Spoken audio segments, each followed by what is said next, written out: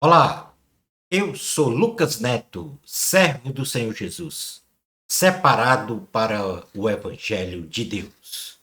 Bem-vinda e bem-vindo a mais um estudo da série Milagres de Jesus. Nós estamos estudando o conjunto de milagres de cura e libertação realizadas pelo Senhor Jesus. No estudo de hoje, vamos estudar o milagre de número 21, que tem como título Jesus cura uma mulher encurvada. Vamos então dar início ao nosso estudo de hoje. Jesus cura uma mulher encurvada que estava nesta condição há 18 anos, oração direta de um espírito maligno. Neste estudo da série Milagres de Jesus, vamos compreender a narrativa e os ensinos espirituais da cura da mulher encurvada.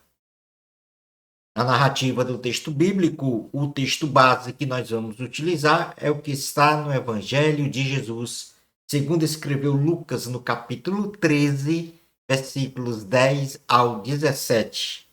Diz assim a palavra do Senhor. Ora, ensinava Jesus no sábado, numa das sinagogas, e veio ali uma mulher possessa de um espírito de enfermidade, havia já 18 anos. Andava ela encurvada, sem de modo algum poder endireitar-se. Vendo-a Jesus, chamou e disse-lhe: Mulher, estás livre da tua enfermidade. E impondo-lhe as mãos, ela imediatamente se endireitou e dava glória a Deus.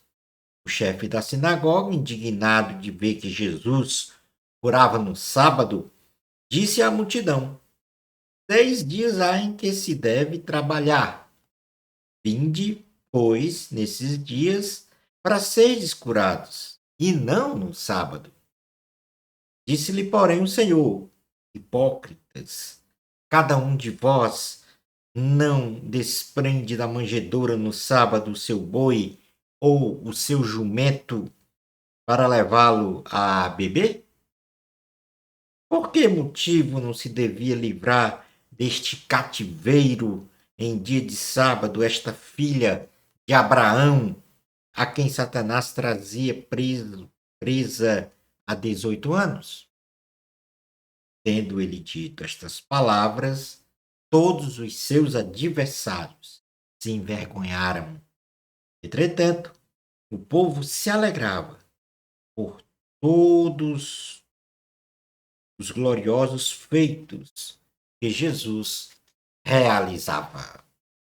Palavra do Senhor, graças a Deus. Neste contexto da leitura realizada, Jesus anuncia a palavra de Deus numa sinagoga. Jesus estava ensinando no sábado na sinagoga. Ele ensinava sobre a palavra de Deus.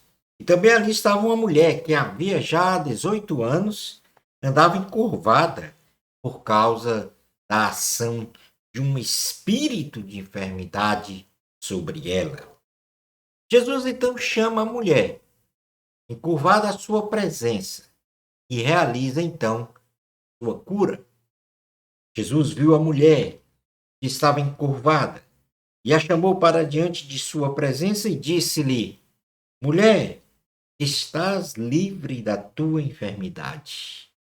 Jesus impôs as mãos sobre a mulher e logo a sua coluna endireitou e passou a andar normalmente ereta. E diante de sua cura, a mulher passou então a glorificar a Deus. Face a esta cura realizada pelo Senhor Jesus, o chefe da sinagoga acusa Jesus de curar no sábado, que segundo a lei judaica não era permitido.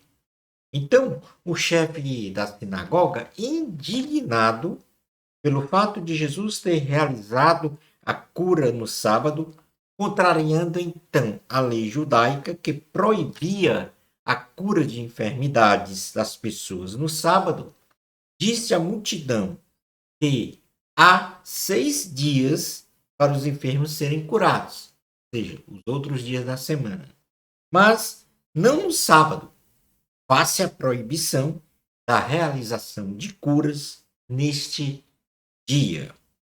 Jesus, então, apontando a fragilidade da lei ritualística, ele diz ao chefe da sinagoga que no sábado era permitido pela lei judaica cuidar dos animais, inclusive levando-os para beber água.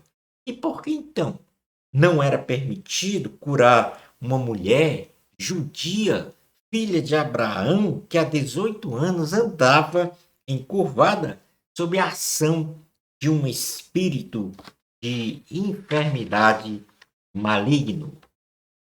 Os opositores de Jesus ficaram envergonhados com esta contradição apontada por Jesus, e o povo se alegrou pelos sinais, prodígios e maravilhas realizadas pelo Senhor. No ponto número 2 do nosso estudo, nós vamos falar sobre os ensinamentos da cura da mulher encurvada realizada pelo Senhor Jesus. E o primeiro ensinamento é que Jesus ele tem compaixão de nós. Jesus, vendo o sofrimento da mulher, que estava com a sua coluna cervical encurvada havia 18 anos, por causa da ação de um espírito maligno de enfermidade, manifestou então a sua incomensurável compaixão e a chamou à sua presença para curá-la e acabar então com o sofrimento daquela mulher que estava a andar encurvada. No Evangelho de Jesus, segundo escreveu Mateus, no capítulo 15, versículo 29, mostra também atos de compaixão do Senhor Jesus com as pessoas que estavam enfermas. Diz assim a palavra do Senhor. Mateus 15, 29 ao 31. Partindo Jesus dali, foi para junto do mar da Galiléia, e subindo ao monte, assentou-se ali. E vieram a ele muitas multidões, trazendo consigo coxos, aleijados, cegos, mudos e outros muitos, e os largaram junto aos pés de Jesus. E ele os curou. De modo que o povo se maravilhou ao ver que os mudos falavam, os aleijados recobravam saúde, os coxos andavam e os cegos viam. Então glorificaram ao Deus de Israel. Uma segunda lição que nós aprendemos desta passagem bíblica da cura da mulher curvada é que a enfermidade em um ser humano pode ter origem de um espírito maligno. O ser humano pode ser acometido de doenças com origem em causas naturais, que são tratadas com uma profilaxia bem administrada por procedimentos médicos e uso de remédios, porém, algumas enfermidades podem ser advindas por ação de espíritos malignos de enfermidades, como foi o caso da mulher encurvada, causa mencionada pelo próprio Senhor Jesus. Ou seja, o Senhor Jesus disse que aquela enfermidade era uma enfermidade cuja origem estava em um espírito maligno. Neste contexto, é importante que os filhos e filhas de Deus exerçam o dom de discernimento de espíritos para a percepção da ação de espíritos malignos na vida de uma pessoa, de modo a não confundir uma doença de causas naturais com uma doença causada por espíritos malignos e vice-versa.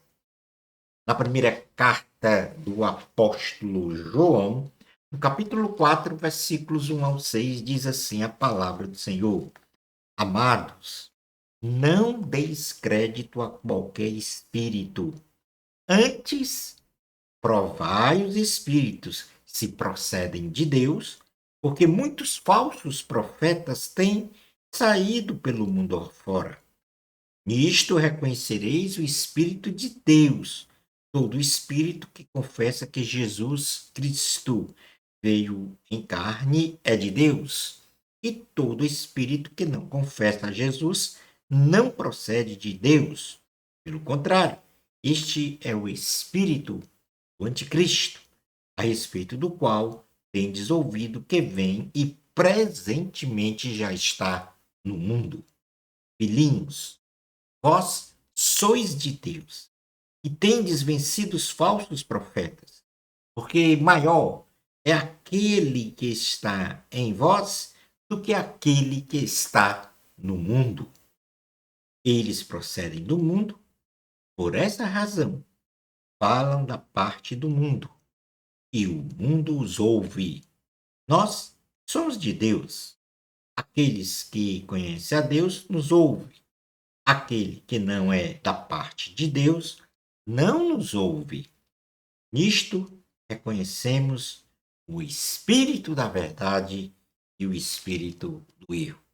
Então aí está dom espiritual, discernimento de espíritos, para compreendermos se aquela doença é proveniente de espíritos malignos ou de causas naturais. Um terceiro ensinamento é que nós devemos ter a exata compreensão de atos ritualísticos. Atos ritualísticos devem ser compreendidos a partir de seu objetivo e efetividade, considerando que estes não podem trazer um peso sobre a espiritualidade das pessoas. Jesus mostrou que a proibição da cura de uma mulher que sofria há 18 anos com a sua coluna cervical encurvada e esta cura realizada no dia de sábado era um peso, ou seja, na realidade esta enfermidade era um peso sobre o corpo, a alma, o espírito daquela mulher. Liturgias e ritos sempre vão existir no trato da espiritualidade, porém devem trazer em seu bojo um objetivo espiritual efetivo, consolidado por uma fé racional, como por exemplo, a ceia do Senhor é uma ordenança de Jesus que nos faz meditar em espírito e em verdade a crucificação, a morte e ressurreição do Senhor Jesus, em favor da salvação e vida eterna para toda a humanidade em todos os tempos. Concluindo então o nosso estudo. Este estudo, nós aprendemos que o Senhor Jesus tem uma incomensurável compaixão de seus filhos. Jesus salva, Jesus cura, Jesus batiza com o Espírito Santo e virá buscar a sua igreja. Aprendemos também que uma doença pode ter origem na ação de um espírito maligno de enfermidade e para a identificação da causa da doença do ponto de vista espiritual, faz-se necessário o dom de discernimento de espíritos. Jesus declarou que a mulher estava encurvada há 18 anos por causa de um espírito de enfermidade maligno. Todo e qualquer ato ritualístico deve ser avaliado sempre, tendo como parâmetros o objetivo e a sua efetividade espiritual para a sua realização consolidada, então, numa fé racional. Shalom Adonai. No nosso próximo estudo da série Milagres de Jesus, nós vamos estudar o milagre de número 22. Jesus cura um homem hidrópico. Bênçãos especiais de Jesus para você. Amor a Cristo. A glória sempre é de Deus. Até ao nosso próximo estudo da série Milagres de Jesus. Isto, se Deus permitir.